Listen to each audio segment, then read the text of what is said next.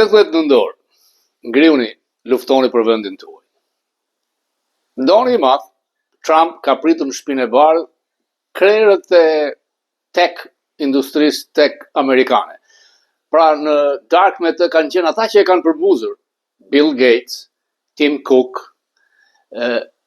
Zuckerberg i Facebookut, Altman i inteligjencës artificiale, drejtorët e mëdhenj të korporatave. Pra Trump, edhe pse e di që ata e urrejnë, e përbuzin, i fton për të ndarë problemet e mëdha amerikane.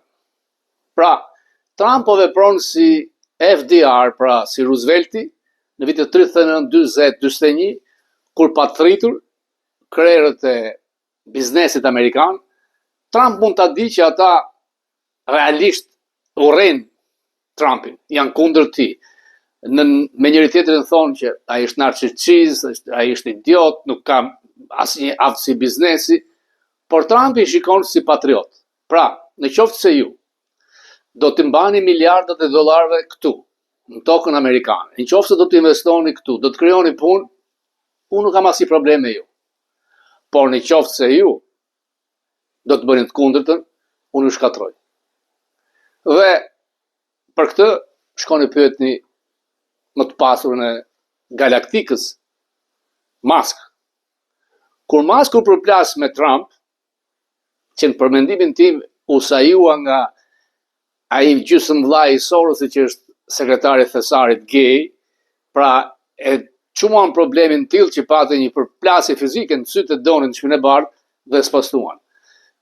Unë pata iden që pikërisht Musk do të ishte i suksesshëm ndaj Donit, ndaj Trump, dhe do të realizonte krijimin e një partie të re, do të rrezikonte pushtetin e tij. Por një figurë e madhe, ikonike si Bill O'Reilly, që kam nderin ta konsideroj mik të Fokusit dhe të shqiptarëve, tha jo, Robert, presidenti amerikan ka shumë pushtet, shumë power.